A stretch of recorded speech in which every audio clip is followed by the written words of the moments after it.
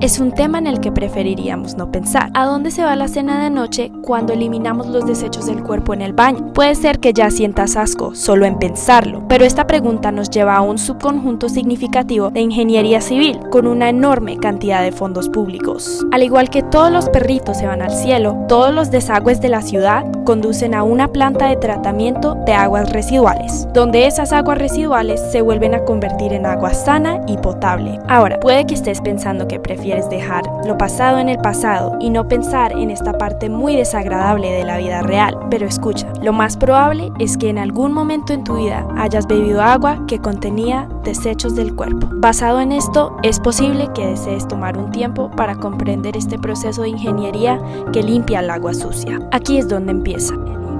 Cuando terminas de eliminar los desechos de tu cuerpo en el baño, esos desechos terminan en la entrada de un lugar bastante interesante, una planta de tratamiento de aguas residuales. ¿Por qué es tan interesante este lugar? Porque podría decirse que toma una de las sustancias más repugnantes del mundo y la convierte de nuevo en algo que es esencial para toda la vida. Enjuagando solo tu inodoro unas cuantas veces al día puede no parecer un gran problema, pero cuando lo combinas con miles, sino millones de personas que hacen lo mismo, puede resultar en un flujo de aguas residuales bastante alto.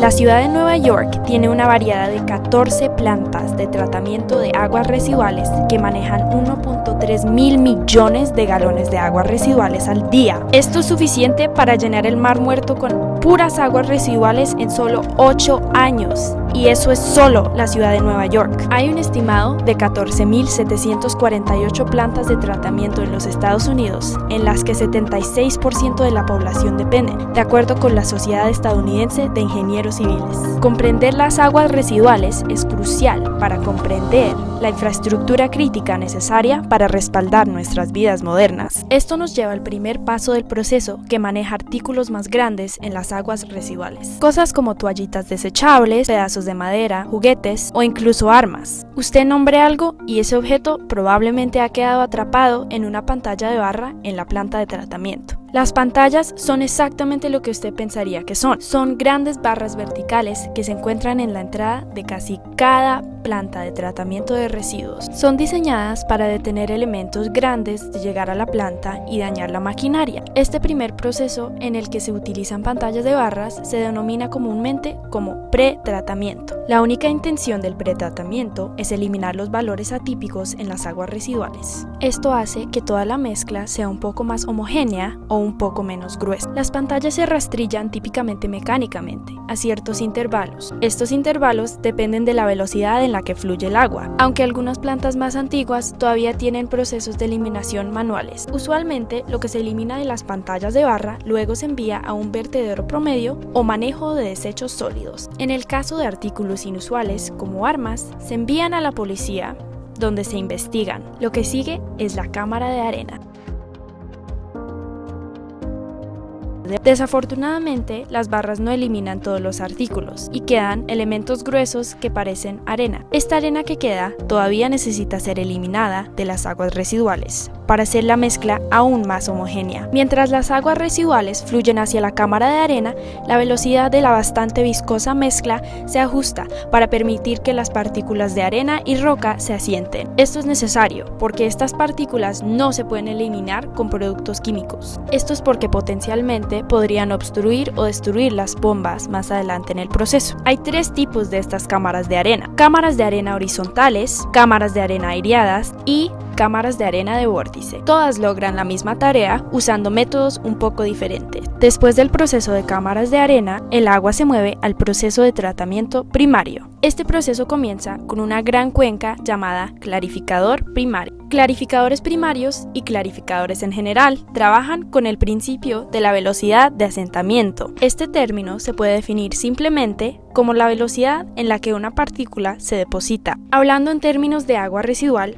es muy importante que el caudal del agua que se bombea no supere la velocidad de sedimentación de las partículas que intentan eliminarse. Para lograr esto, los ingenieros varían el tamaño y el número de clarificadores primarios de acuerdo con el caudal de aguas residuales permitido de una planta. Esto asegura que a diferentes niveles de flujo, los sólidos pueden sedimentar fuera de los clarificadores primarios a las cantidades correctas. En este paso del proceso, las aguas residuales tratadas, que se denominan efluentes, están libres de sólidos más grandes de 10 micrómetros. Y esto debe ser toda la materia orgánica que se tratará. La capa superior del agua clarificada fluye sobre una pared de vertedero y entra al siguiente sótano. Este proceso siguiente se llama cuenca de areación. Ahora empieza el tratamiento secundario, cuyo único objetivo es degradar significativamente el contenido biológico. En muchos casos, este proceso comienza con la areación del efluente de las cuencas. En los fondos de las cuencas de areación se encuentran cientos, si no miles, de pequeños sopladores de aire que crean burbujas. El agua se bombea en este tanque junto con algo que se llama retorno de lodo activado. Ustedes pueden pensar en el retorno de lodo activado como un montón de pequeñas bacterias que se pueden comer sus comidas favoritas durante todo el día. Esta introducción de cantidades significativas de bacterias junto con cantidades masivas de oxígeno inyectado desde los burbujeadores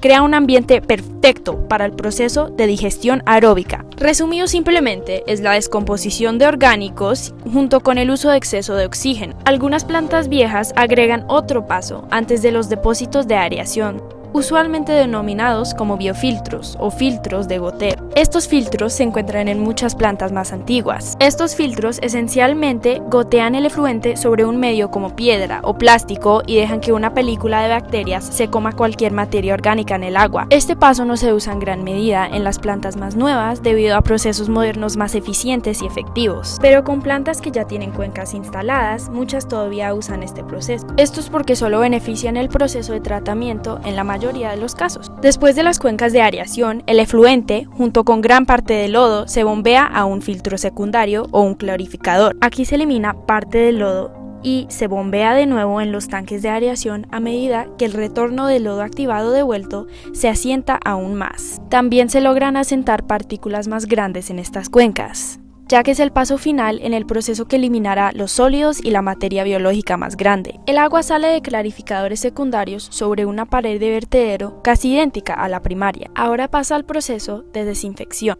A este punto, el 85% de toda la materia orgánica se elimina del agua y el efluente debe ser seguro para beber en la mayoría de los casos, aunque probablemente no desee tomar de ahí. La desinfección es el paso final del proceso y generalmente se logra en una de las tres formas, ya sea a través de cloro, ozono o ultravioleta. Cada proceso tiene sus beneficios e inconvenientes, con cada proceso utilizado comúnmente en todo el proceso de tratamiento de aguas residuales en todo el mundo. El cloro desinfecta el agua mediante desinfección química. Con el cloro puede pensar en que se agrega lejía concentrada al efluente para matar cualquier bacteria y organismo restante que todavía viva en el agua. Cuando el cloro se agrega para matar las bacterias, luego debe eliminarse antes de que pueda ser descargado, para no matar nada en el lugar de descarga. Después de esto, el agua es lo suficientemente segura para descargar en un arroyo o lago. La desinfección de ozono es otro método de desinfección que implica bombear una corriente eléctrica a través del agua que hace que las moléculas de oxígeno se disocien. Después de esto, se combinan con una molécula de oxígeno libre formando O3, conocido como ozono. El ozono es un oxidante increíblemente fuerte y hace que las paredes celulares de los microbios se filtren rápidamente. Esto le hace daño en general a las células. En otras palabras, el ozono mata bacterias. El último método común utiliza luz ultravioleta para revolver el ADN de las bacterias para que no puedan multiplicar. Con la desinfección ultravioleta, las bacterias en el agua no se matan, sino que se esterilizan. Esto convierte la bacteria en espectadores inofensivos para ingerir. Si tú decidieras consumir agua con microbios vivos inmediatamente después del tratamiento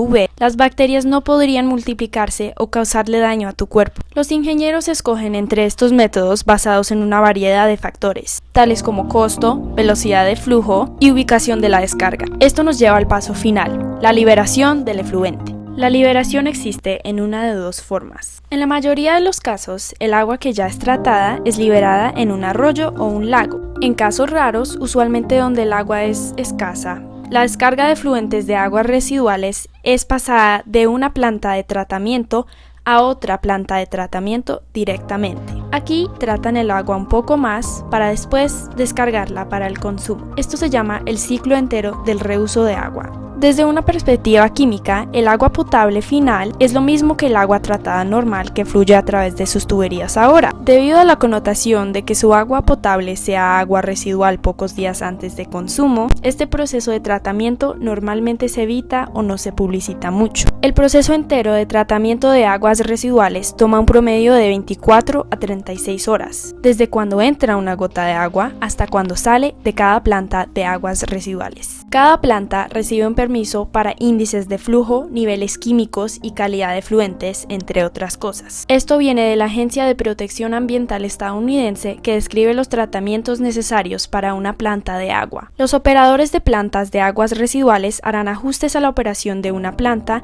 y constantemente miden los niveles para garantizar una descarga adecuada y un tratamiento adecuado. Sin estos operadores que hacen el trabajo sucio a las 24 horas al día, las aguas residuales siempre serían aguas residuales y el saneamiento en las ciudades modernas sería peor. El tratamiento de aguas residuales es un trabajo sucio, pero esencial, y puedes agradecer a las 14.748 plantas de tratamiento en los Estados Unidos. Gracias a estas plantas no nos tenemos que preocupar de qué sucede cuando eliminamos nuestros desechos del cuerpo.